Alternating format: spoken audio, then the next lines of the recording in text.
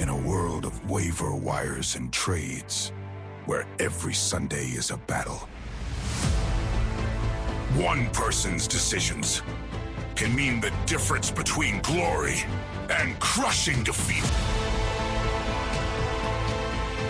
This is Meet the GM.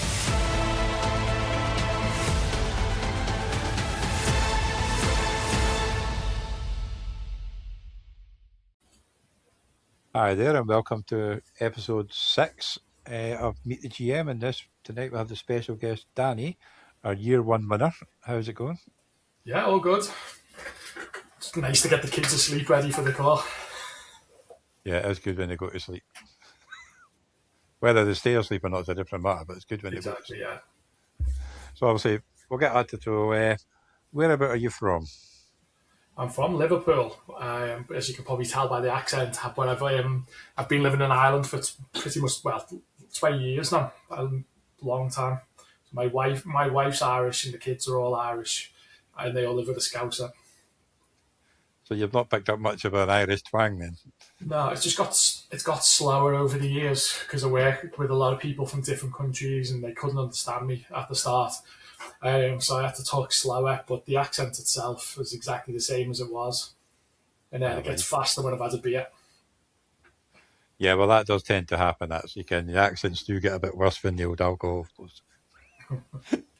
So obviously, I've known you for a few years now, but obviously we've got one or two that haven't. So what is your OrkneyBowl team name?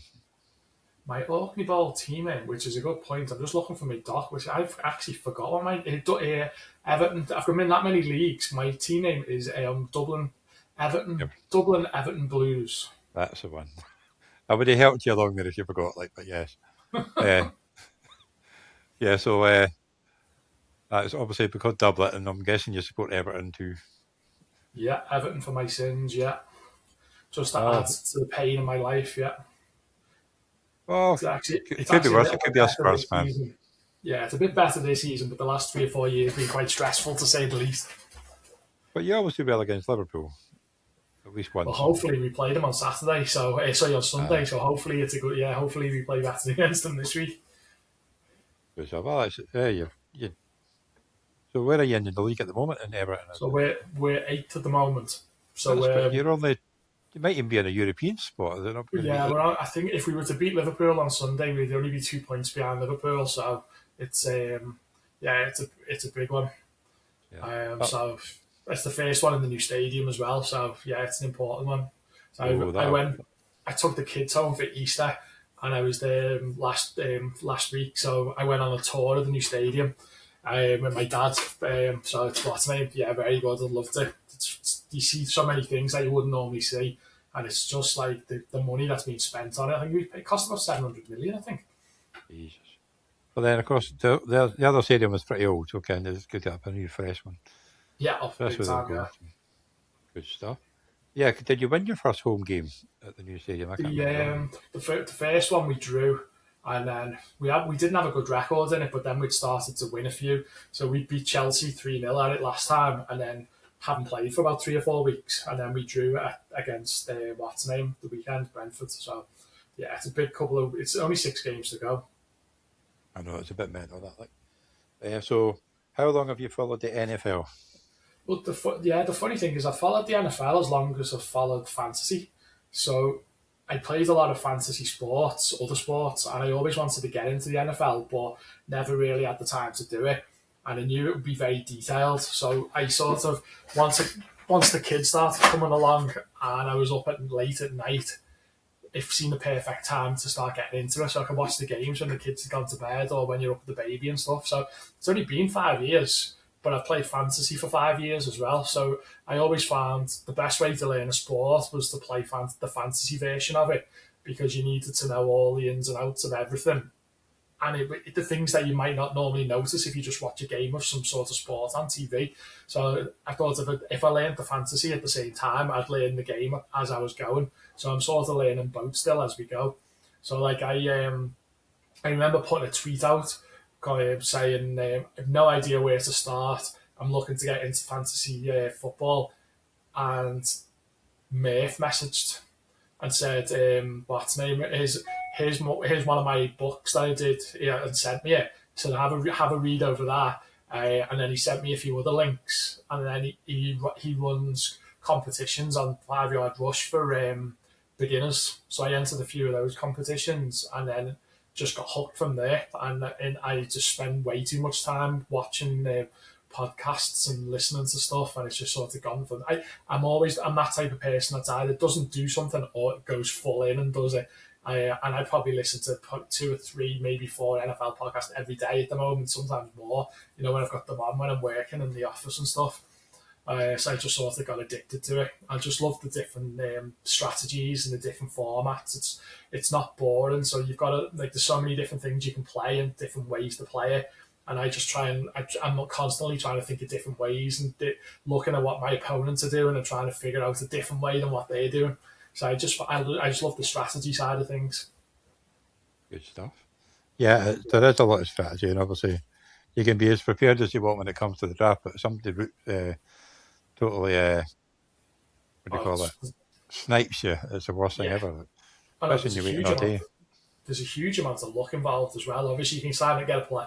You can get the best player in your team and then gets injured tomorrow.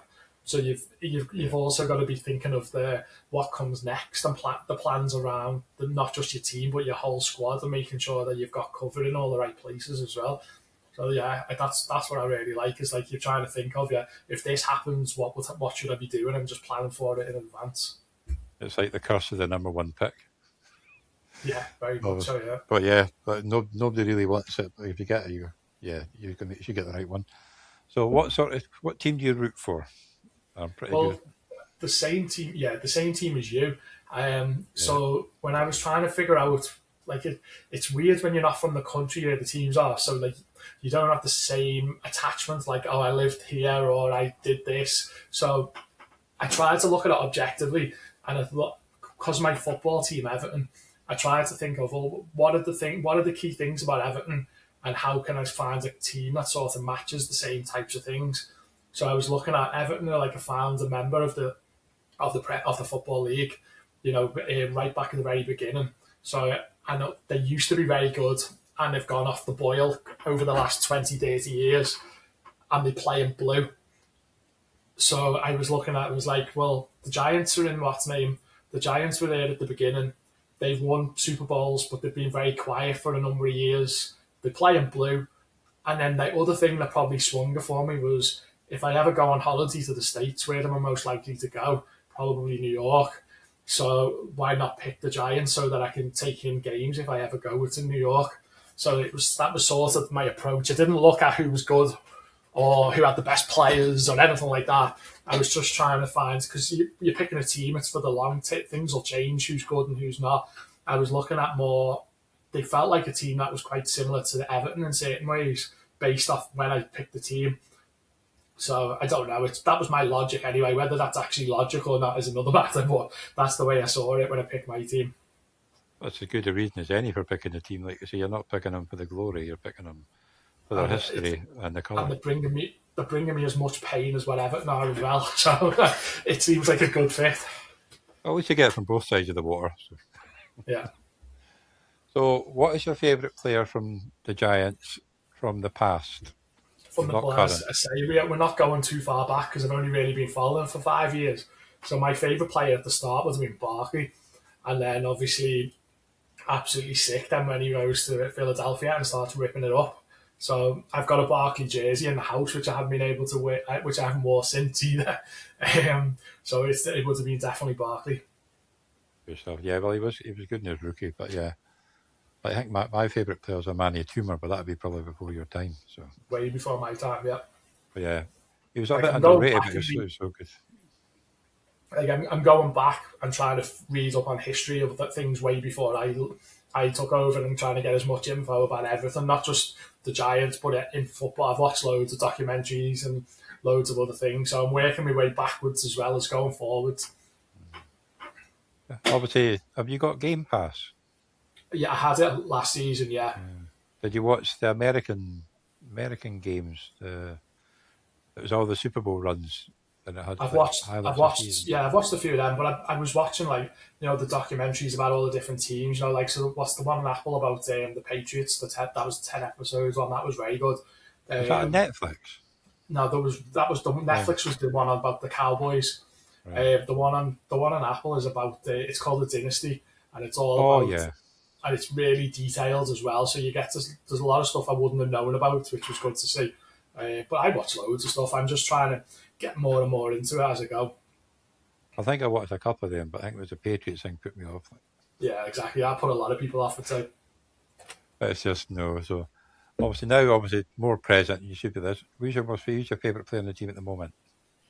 In the Giants team or in general, the In the Giants Giants team. probably neighbours, but the problem is he's not fit at the moment. So I like obviously the more attacker likes the Scatterbo and people like that are good to watch. But I like Neighbours just because of his skill set. It's just he's never had anyone throwing to him, so we need Jackson Dart to be able to throw to him this season and getting him back ready to start the season. So yeah, there's other positions as well, like I said, Burns and a few others, and then there's some good kids there that the likes of Abdul Carter and stuff that we think will be good, but we haven't seen it yet. So there's a lot of hopefully with the new coach, there's a lot of these players that haven't reached their potential yet might start to kick on a bit more now and deliver a bit better as well. So Yeah, well, Carter picked a lot better when he got his arse booted and told him to study. Then after yeah, that, he was like, "Well, that's the player we drafted, not the first 10 exactly. games." Yeah, his head didn't. I don't think he had the head for it at the start, did he? And it looks like with this new setup and there's a lot of experienced coaches coming in, they're not going to tolerate anyone messing around. So hopefully they all start to knuckle down now and all start pushing in the right direction. Yeah, because he think he had one of the most quarterback pressers without a sack until he got one. Yeah, He was causing a lot of mistakes. He just wasn't getting there. But now, like, hopefully he steps on for year 2 and it helps a bit because obviously we do need a bit of help in that area. yeah. So what's your favourite player not on the team? So it could be the past or present. Yeah, it'd have to be what's his name, Christian McCaffrey, just to watch the way he plays. Like there's no one else plays like that, and it's just when you watch, it just grabs your attention. You could be watching the game and doing something else, but when he's on the pitch, you're just constantly glued to it, and he's just some of the things that he does that nobody else can do. Like it's just unbelievable. Like and there's obviously probably not much left of him now as well. So just to enjoy him while he's still there. Oh, definitely. Like, because it's probably one of his worst rushing years, but again, the receiving last year was just Yeah, that's it. From crazy. an overall point of view, he was great. But yeah, if you were looking for the Russian side, you wouldn't have got it. But they were a mess in general. He was doing everyone's job for them last year. I know it was good because it was in my OrkneyBowl team. So And he's also the player that you would expect to get injured as well, and he didn't. It's like, well, yeah. Well, I took him the 101 the year before, and that didn't work out. So exactly, yeah, boom or bust, isn't he? yeah. So what sort of player would you like the Giants to draft in the first round this year? Possibly Sonny Styles. There's a few. It really depends. There's like three. We're picking a 5, and there's players there from probably 2 down to 4, depending on who they are. Like Mendoza's going to be 1, and then it's a matter of is it Reese? Is it what's his name? Sonny Styles? Is it who else is that? There's I can't remember the other ones now. There's a couple of others there that you're just not like Downs and people like that. You're not sure who's going before you. So and obviously what's name as well, Jeremiah Love. Like Jeremiah Love looks amazing, but I don't want him in the Giants. it's not what we need at picking a 5. Like it'd be great if we had all the other positions sorted, and then you could put them on top of it. But they need to get the toughness back and get them hard to beat, and then you can build on top of that. So if I had to pick someone now, it would probably be Sonny Styles. Obviously, they released Bobby Oriki, didn't they? So they do need linebackers as well. So. Yeah, they really need a guard and a safety as well. But the what's name, you might get some of them further later on in the draft instead of going right at the top for them. Yeah. The other option is they trade back to try and get some more picks because they haven't got loads of picks. They haven't got a 3rd round pick, and I know they don't have anything in the 7th. So I think they've only got 6 or 7 picks in total. So they could do it. They could probably do with a couple of extra picks. So if someone did come in and said you can move down to say 7 or 8, I'd gain gain a third round pick or something like that. It might be well worth doing as well.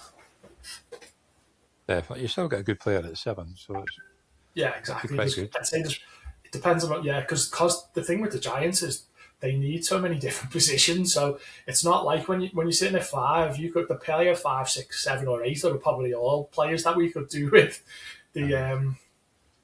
I see we're still trying to work on Evan Neal. There's a few, there seems to be 3 or 4 there where everyone was certain that they were gone, and then all of a sudden they're back in. So he's given them one last try, see how it goes. I know, it's just Evan Neal, man. That's been a bit of a dumpster fire. But apart from him, the offensive line was pretty good last year. Yeah, compared to the previous years. What's going to happen with Dexter Lawrence, do you think? Depends what sort of offer they put in, because I think he just wants to pay. I don't think he wants to leave. I think he just wants to pay. He just wants to be paid what he thinks he's worth. It's just not the best timing. It's good timing for him because he's putting them under pressure, but just before the draft as well. But I don't think you'd get the pitch you wanted. And then you're almost starting again. He's the main person in that position, like. So I don't know what'll happen there. But they probably will pay him, but they've just got to try and find a way to do it. It didn't help last season, obviously. He was still playing, but they weren't happy with him. There was a few questioning his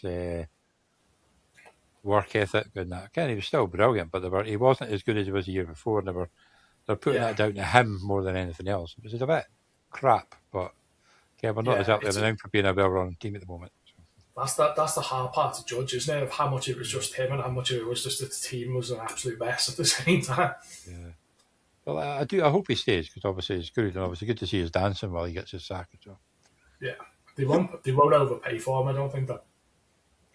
No, that's I think they've learned that the hard way with other players that they get stuck with because they're paying them too much, and then no one else wants them.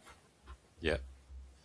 Well, I suppose if they put the feelers out, and if they get an offer that they like, then they'll take it. If not, then you're not going to go anywhere. Exactly, but you'd want to sort of do that before the draft if you can pick up some picks to go with it as well. Yeah, like you say, it was a bit late, and if you'd announced that a month ago, it might have been a better chance to get something, but not a few weeks before the draft, because it's not as simple as saying have this, and that's it. Well, I saw a few people suggesting that they could try. I doubt it'll happen, but there was talk that they might try and send them to Jacksonville, and they would take because they've only really got one wide receiver, that they take Brian Thomas and a pick to go with it, like a 3rd or a 4th round pick or something like that. But I can't see that happening.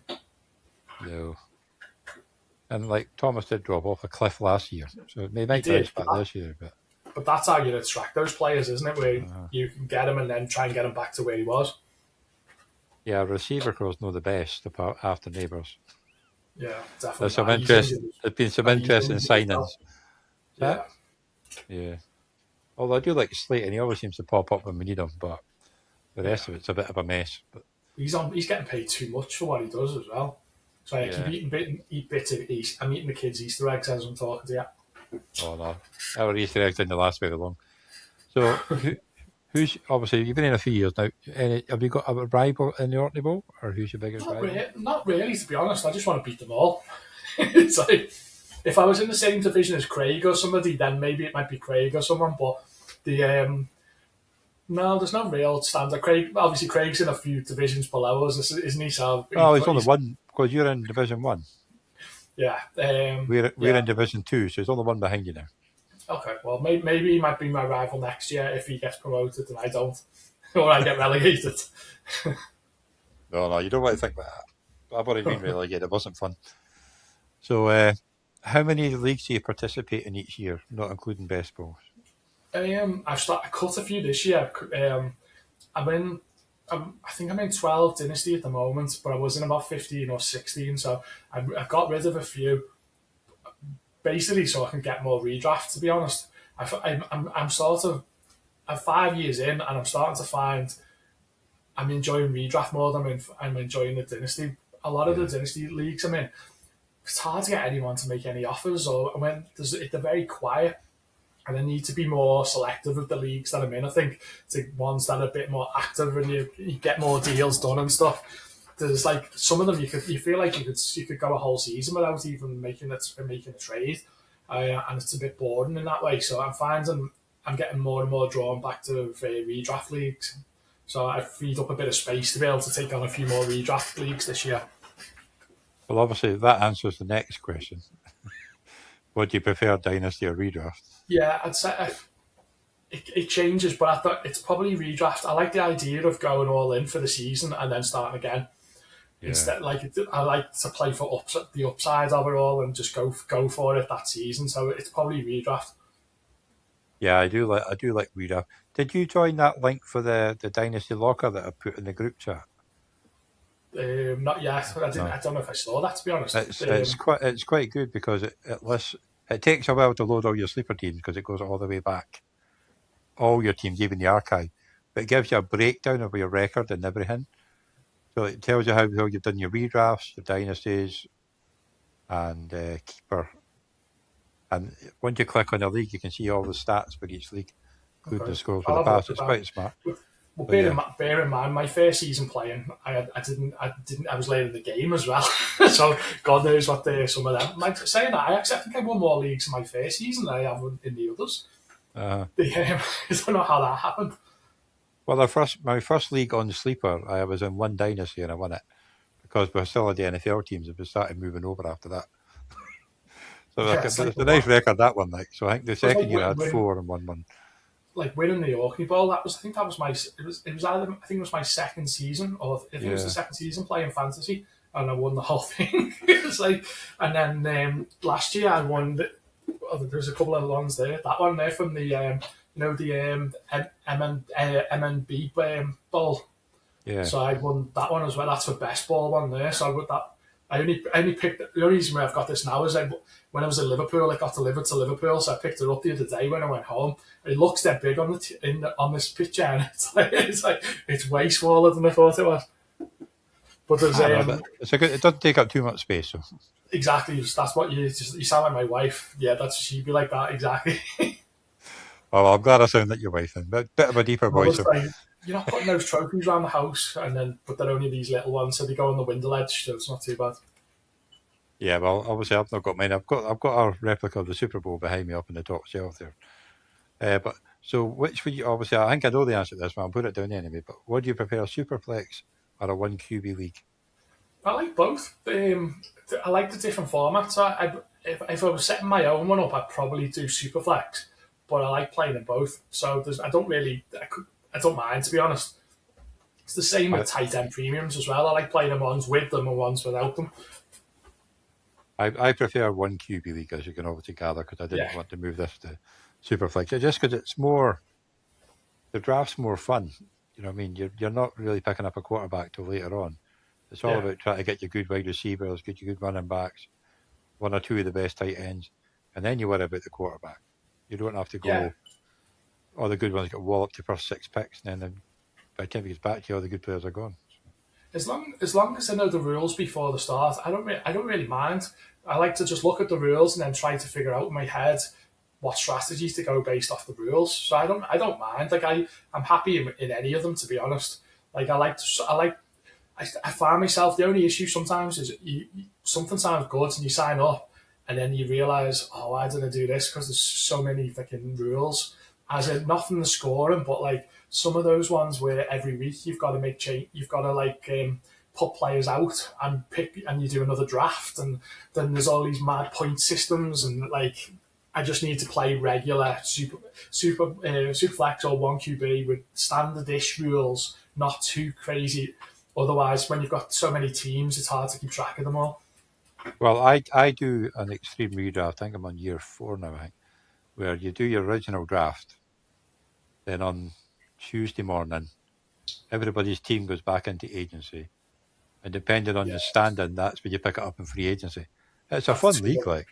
It is, but it's the amount of work that goes into that. And then, they sound great at the start, but then I start to get it gets a bit tiresome when you've got to do that every week for the whole season. Well, I'll not invite you to that one then because we've got a space. Yeah, you need to be in a very active league still for those things to work well. Yeah, it's like it. But it was, when I started, it was fun. Obviously, last year we had a couple from the US, and one person was not as active because he had other problems outside of football, and it dragged on a lot. So Yeah, I sort of that's I set up a US one to the side. So if they want people to join that, they can. And it's just the UK players, yeah. even though one is Gary, but Yeah, so you'd be but waiting a while to draft. no, not really, because I set up a WhatsApp group. So if you tag him in WhatsApp, he'll pick right away. Yeah. So it's unless he's at the uh, Formula One when he gets no signal, which he seems to The, quite like har- to do that quite a lot. the hardest one I was in was last summer. I was on the beach with the kids, and I got this message saying, "Can you really help us out? Someone's left the league, and we're drafting at the moment, and we need someone." Blah blah blah blah. So I said, "Okay," and it was the Towers League. So Yeah, the Towers League has seven or eight starting players in IDP. They were already in round 3 of this draft of the next season. They put me in the top division. I've never played IDP before. They were in the 3rd round. I was on the clock, and there was about 2 hours to go before I had to pick. And I'm on the beach with the kids, and I didn't know anything. And so all my best players had been. You can only keep 8 players each year. yeah. So all my best players have been given up on the free. So I haven't a clue what I'm doing. And I'm like on my phone trying to look up IDP stuff on the beach before the 2-hour pick. And somehow by the end of the season, I managed to not get relegated from the top division. I don't know how I did it. And I was competing against all, the likes of half of them are in it that are in OrkneyBowl, and then other ones that are in they're like really experienced managers. But somehow, because I just kept checking things constantly, I managed to stay up with 1 game to go. No, But that's the hardest thing I've played in. cool. Yeah, so what player do you tend to draft the most? If you were like, Well, but if you run a report on my teams at the moment, I think I have something like a 55% ownership of Bashal Tootin, and that's because of I've listened to that many podcasts on Fantasy Points last year, and about 5 or 6 of them would just keep going on about like because you could pick him up in the 3rd rounds of rookie drafts or like late in the 2nd round, and so many people kept talking about him and all the different skill sets, and the next thing I knew, I kept picking every time I had like a 210 pick or something, I'd get Tootin, and then all of a sudden I realised he was in over half of my dynasty teams, so he's the one I've drafted, and now I'm praying that now Etienne's gone, that he's going to be the main man, and if he is, I've got myself an RB1 potentially with like 55% of my teams, or it could be completely crap. or it could be completely crap in the draft. Somebody to take him, like, but yeah, But he didn't cost me much though, so it was worth the gamble. that's another good thing about the Dynasty Locker. Is it can tell you what percentage of players have got, Yeah, and I think the highest percent I've got of like checking through 47 leagues at the moment is Demir Gibbs 17% of my it's not a leagues. bad one to have a high one of. Or next up is Jordan Addison and Wandale Robinson at 17%. Cam Scatterbo at 15%. How many dynasty leagues are you in? I don't know. Thought of that one. Dynasty.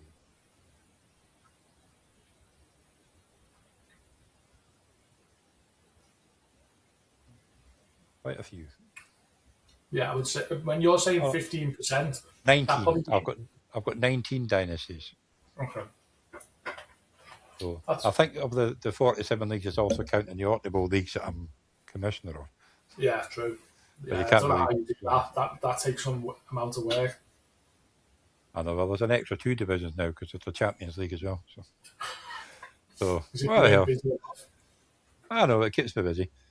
Yeah. So obviously, you got Tootin as your probably most drafted player. So, who is the worst player you've ever drafted? You can say Tootin as well if you want. But It's not the way. It's the worst in one way. I'm not sure which. I don't think it was last season. I think it might have been the season before in OrkneyBowl. And for whatever reason, because I had so many drafts on the go, I completely forgot that it was 1 QB.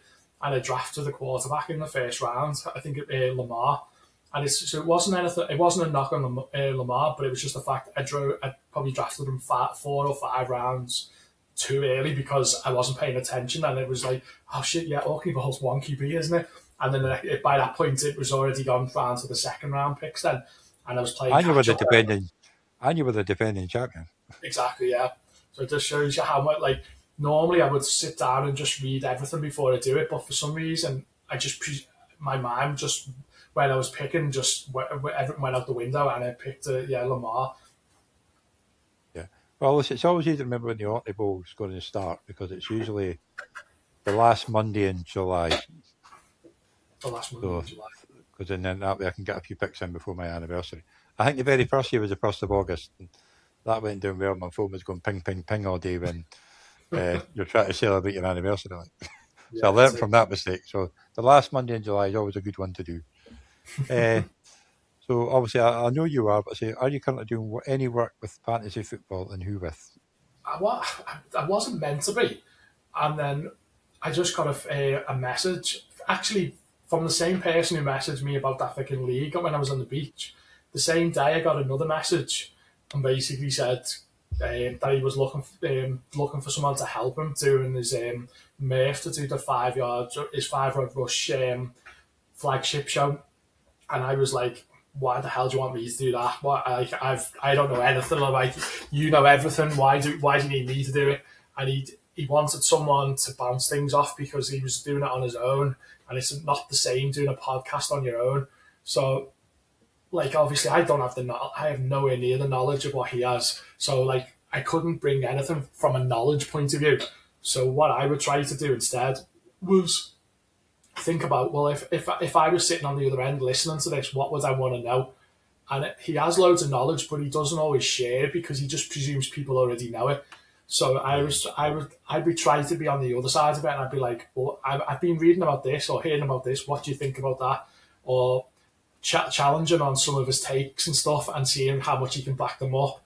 But I would be constantly asking him tons of questions. And to be honest, I'd also use him in a way to try and make my teams better, because I'd be looking at a team and thinking, well, I'm thinking this, so I'll ask it on the pod. And I'd be asking him all the questions that I was thinking that other people might want to ask him. You know, how does he do it? What stats does he look at? You know, so we did a pod on what were the most important stats. What are the ones that people look at that don't really mean much, but people think that they do? Where'd you get the stats from? So he'd be showing us all these free page, for places where he'd get his stats from, and I'd then save them on my favourites and I'd be using them. Or I'd be talking around, like, we haven't done anything. We had a bit of a break since the end of the season, so we haven't done any yet. But, like, if we were doing one now, I'd be asking him loads of rookie questions. Not the standard stuff, but like the stuff like the ones where there's question marks, or I'd ask him all about the backfields, like so that Tootin one, because he'd say Tootin last year, he was like, Tootin's going to be on the bench all the time, and he was right. But like, I didn't see that when I got him. But then I was asking him his advice, and all the ones where there's like, Tampa Bay when Bucky Irvin was getting injured, and they've got Tucker and they've got White and all these other guys, give us your perspective of how you see that playing out. Or, Gibbs and Montgomery, whoever it was, he'd have a very good understanding, and he'd know the coaches, he'd know the defensive coaches, the offensive coaches, and he'd give you loads of information. But half the time it's just in his head. So I just try to do it in a way to bring that out, to show everybody else what he's thinking, and everyone hopefully can then learn as they go. Because, like, obviously I've been doing it 5 years. I don't know half the stuff he knows. So, like, I don't go on there as being, oh, I'm an expert, listen to me. I turn it the other way around and say, right, Murph, I'm getting all this information out of your head, and I'm going to share it with whoever's listening. That was my approach. No, he's a very knowledgeable man, and obviously he's now in the OrkneyBowl as well. So, as you can tell, he winds everybody out on the OrkneyBowl chat. Yeah, well, he's an Arsenal fan, isn't he? That tends to happen. I do like Arsenal too, so what's you're saying? And then just one other thing, actually, what I remember. So there's that, and then the other thing was 2 years ago when I was playing in Scottish Bowl. There's a link that says about, are you interested of setting up other competitions? And about 2 years ago, I put a link in saying, are you ever going to come to Ireland? I didn't hear nothing back, didn't think anything of it. And then about 2 months ago, I got an email from John Bosch, who's on the Fantasy Cares Committee. He's one of the main people for OrkneyBowl, and he said, "Are you still interested in a Dublin thing?" And I was like, "Yeah." And we started chatting on Messenger about stuff. And then the next thing I know, I've set up the OrkneyBowl for Ireland. So we've got the first live draft on the 20th of June. So at the moment, I'm trying to recruit as many people as I can. So we've got enough for we're in between 2 and 3 drafts at the moment from a register. Like you need obviously 36 for 3 drafts. At the moment, we've got about 33 interested. So I'm trying to drum up interest to build it up as much as possible. But we've actually got some really good content creators on it as well. So Murph actually messaged me this week. He's booked his flight. He's coming over for it. And then, Colin from what's his name, Rotowire. He's up in the north. He's coming down for it as well. And then there's a few others that do some of the other sites as well. DLF, I think one of them was, and there's a few others, and they're all in Ireland. So a lot of them have signed up as well. So it'll be good for not just a draft, but you can actually pick these guys' brains while you're there and get more information from them as well. So, get them before they drink too many beers, because after that, exactly. Yeah, but it's early on. It's like Murph doesn't drink, so I'll be hammering him for information anyway. But like it's like the draft's like in the afternoon, and then an hour after the draft finishes, the World Cup is on. So like the Holland game's on at 6:00, and then the Germany game's on at 9, and it's the perfect excuse because it's Father's Day weekend. So it's the one weekend where I can get a pass because I can just use that as the excuse. It's Father's Day. Well, that's lucky then. Yeah, that's a good one. I'll be working Father's Day, but I always do anyway. So the person up next is Murph. So what question did you have for Murph for tomorrow? I actually wrote all this stuff down the other day and I can't find it. You want to know what it was? What was the question I asked? Yeah, I can't remember. You were asking who's going to get the number 1 pick next year. Yeah, we're not asking him that. That's too early. That's too boring for me. What can we ask him? I'll sneak that into the other ones. I'll ask him that myself. You can ask him. There was talk about Arsenal winning the quadruple. Then it was the treble. And now it's potentially a double. Are Arsenal actually going to win anything this season? I might just mute that one, actually. He won't appreciate that question, so ask him that question. I will cut that one out and ask him. I'm not asking it by mouth, but so here's your question ask him live so that we can get his reaction to it. I will not let him know until it pops up on the screen. Yeah, because then we can hold him to it in a few weeks' time when it's over. Yeah. I cut out the audio and I just put the audio on, so you're going to hear the question for yourself now. So. Yeah, you probably. Do you ever feel threatened by the high incoming new talent to the league that are going to put pressure on the existing members? There you go. That's the question to me. Yes. But obviously there's a bit. Not really, no. But I just build out my squad with as many different options as possible. And if someone comes in who takes over from them, then I'm hoping I've drafted well enough to be able to cover from other positions of players that they might take over from. So I think it's meaning, do you mean, do you feel threatened by the new teams joining the OrkneyBowl? Oh, sorry, the new teams. Yes. I thought you were talking about drafts. Oh, no. So I feel about who's asked the question? That was Nick, who's one of the new members. Well, nothing like I wouldn't see them for like 3 or 4 years. Depends on if they got promoted, probably. Yes. So definitely not now. I'm more worried about the ones in my own division at the moment because there's so many good managers in the OrkneyBowl. Whatever division you're in, it's going to be hard. So it doesn't really matter which ones join afterwards. It's just about the ones in your current division. Like that one last season, I went from I'm getting relegated to I'm going into the top division to I'm actually staying in the one that I'm in because of how there was only I think 2 positions in our whole division that stayed in that division and I stayed in it, but I missed out on points difference from going in. It was pretty close if I remember rightly. It was. But with like 4 games to go, I was in the bottom 2. and then I managed. I think I won 3 of the last 4 games or something like that. And it was like I just missed out. I had missed out by points difference or by a point or two. It was very close. Like I think it was what was it again? It was very. It was. I don't know. Find it in a minute. yeah, I think I actually missed out on points difference. The win-loss You record. did, because Graham he had a big score in the final week, because he was I think he was sitting in like 9th, and you were sitting at 7th, and you won the game you had to win. Yeah. But he outscored you by about 60, 40 points or something. Yeah, he went nuts, I think, didn't he? It all clicked on the last game. So It was he one of ended the up weird ones. he It was a lost weird out one, by 35 points.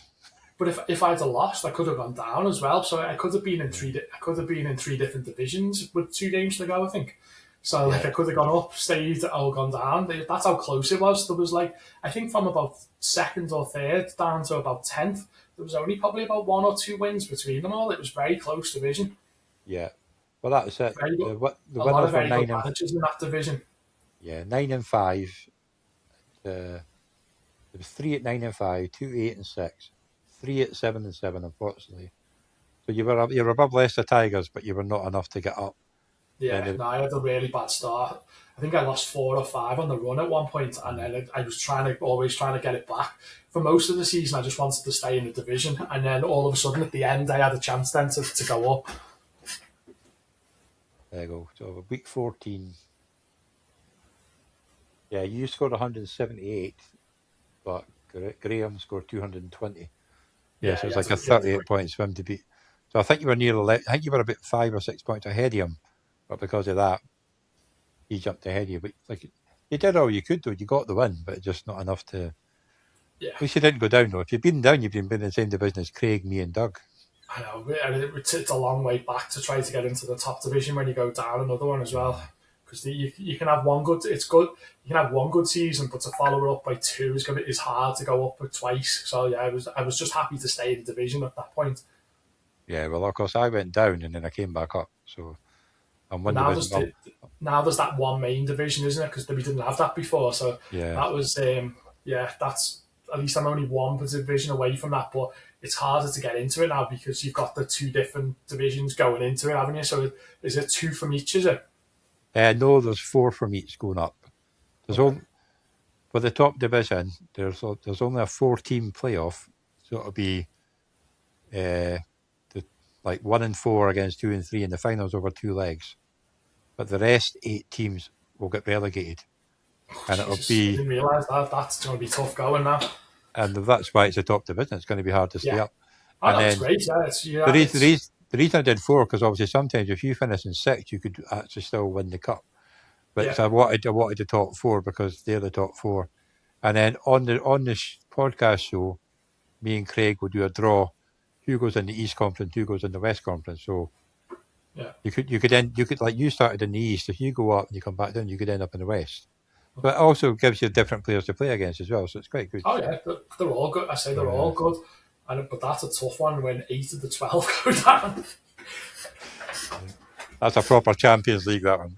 And obviously now with the Champions League, because there's 9 divisions, so the nine winners will automatically go into Champions League, and that also will include the Scarabaei champion, the Rousey Cup winner, and it's hard to keep up because you've got that many competitions. Like it's like when I did win that thing, I've got there's that one. There's that one. Then I got that one. I know, but I didn't realize I got you that one. That's why I got the other one. And I've got that one as well. Yeah, that was I got that one. That one I got free when I got the. I think I paid $20 for it. I got the ring as well. Yes. Yeah, but and the helmet. Oh yeah, the helmet's around here. So, where's that? Oh yeah, that's there. Because that's for the actual division, isn't it? That one. Yeah. That was the Mullhead division. Yeah, that was the first one. It's been a different person made them the last 2 years. So he was. I broke the other ones, didn't I? Remember? Well, I didn't break it, but yes, your mum decided to send it in a black bag. Yeah, no, that lasted one season and smashed into about 1,000 pieces. That cost me enough money to replace. I know. It was just Yeah, so we got the shield, but that I thought if I just used more money and got his old trophies to keep, I forgot I'd got you that glass thing too because that one came out my pocket. That one, so Yeah. but It I think makes it look as the if I little won ones are more quite as well nice. because it has the wrong date on it, so it makes it look as if I won it in 2023 and 25. I know. I checked what I said and I had the right date. They just put the wrong. They did it Yeah. really quick. And So it's good for me because I can pretend I won all these things. yeah. Just don't talk to Mike about it because he's got the original. But anyway, thank you for coming on. That's basically 45 minutes. That's quite good. And Yeah, I'm looking forward to the new season. It's definitely one of my favourite competitions, possibly the favourite one. Just a really good group of lads in it, and it's competitive. But then all the chats on the side are all really good as well, and everyone's taking the piss out of each other. There's a football group, a golf group, a rugby group. There's yeah, there's a lot of groups. I think there's a politician one too, but not people go in that. That's it. Someone posts in, and then the next thing is get that out of this chat. There's a separate chat for that. Well, that's it. Yeah, it's because a lot of people have left. Like if there's not everybody in that group chat now because they start ratting on about other sports and then they just leave the group chat and it's hard to get a hold of them again. Yeah, so, the phone keeps beeping every 2 seconds with all the messages to go in. But the thing is, all the chats I've set up on the side, I've got them muted. Yeah, I have mine muted, but I still end up looking and go, oh, there's 50 more messages. What's that about? Especially in the football chat when you start talking about Arsenal and Tottenham and. Yeah, it'll quieten down. Well, I say it'll quieten down, but the World Cup starts super soon, and there's a lot of Scots in that group, so they're not used to that. So they'll be busy in the chat as well. Well, my Scotland top arrived home today, so it's quite nice. So. Yeah, I've got a lot of friends in Scotland. I want them to do well. They want me to get beat every game, but I want them to do well. No, I would like to see them do well, but we got there. That's a good start. You know what I mean? Exactly, that's the main thing. Yeah. Unlike Italy for the last 3. There's no Italians in this group, so it's okay. Anyway, thank you for coming on. It's great to chat to you again. Like, it's good to see you. Obviously, I see you on TikTok with your clips coming up with Murph. Oh yeah, I don't even. To be honest, I don't. I go on as the flagship show, and that's all I do. The rest of it's him. Like I'm no expert when it comes to any of this stuff. So I'll go on and have a chat and stuff. But it's his bag. I just there to help the conversation flow. Yeah, he's got this one took some good clips out, so I've got a lot to go on over the next few weeks for the last 3 podcasts as it is like. Yeah, because you can only add on like 3 weeks. I see what he does, and then I look at you, and yours is like times about 5 million. So I don't know how you get it all done because there's so many of them. It's fun though. Like this one here, like for the main show, I'll do on. It's a site called Filmora. Okay. So I save. This is why you do the backup chats. I save both of them. I transfer it over there. Then I take out the backgrounds. We can chat away, and then I'll make a landscape version of your logo. So when you announce your team name, that'll get put up and that will stay up for the rest of the show.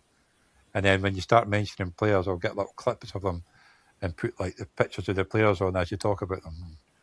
But it takes about an hour. It takes about an hour and a half or whatever, so it's not that bad. Like so, it takes longer to upload afterwards than it does to do it, but it's fun though. So, but yeah, good luck this year. And I hope you manage to get up to the top division. Yeah, it'll be nice. It's going to be hard, but it'll be nice. I only noticed I've got the 101, I think, as well. So God knows what I'm doing there. Oh, do you? Oh. Yeah, I'm not used to drafting from there. I'm normally at the back of the draft, so I can't remember the last time. I probably haven't drafted at the 101 in about 3 years. Yeah, that's the thing with who you're going to go, because obviously... Well, the way the picks... Well, there's the thing for you. If you have the 101, who will you be picking up at the 101? At the moment, who do you think you might go for?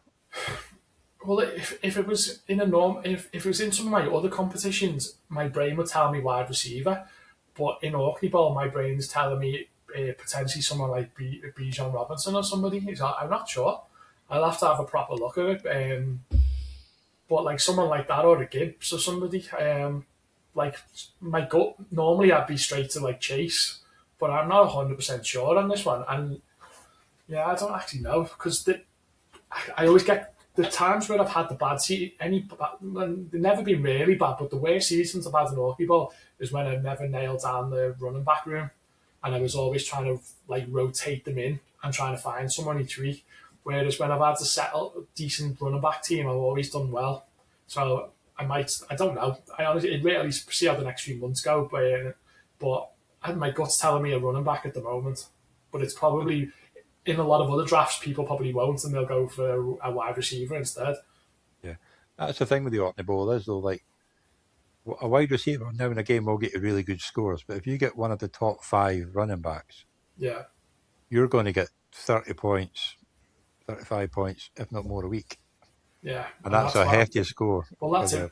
I had Derek Henry and the last couple of years, and he might start slowly, but once he gets going, like the points rack up then. So yeah, I suppose the thing is the difference with OrkneyBowl as well is there's no round reversal, is there? So at least I get the 301 as well. Yes. Like you see leaders. But I think the leader last year was obviously McCaffrey for running backs. What did he score? And I bet you he didn't go anywhere near the 101 either. I got him at the 106 last year. I think somebody took him at the 103.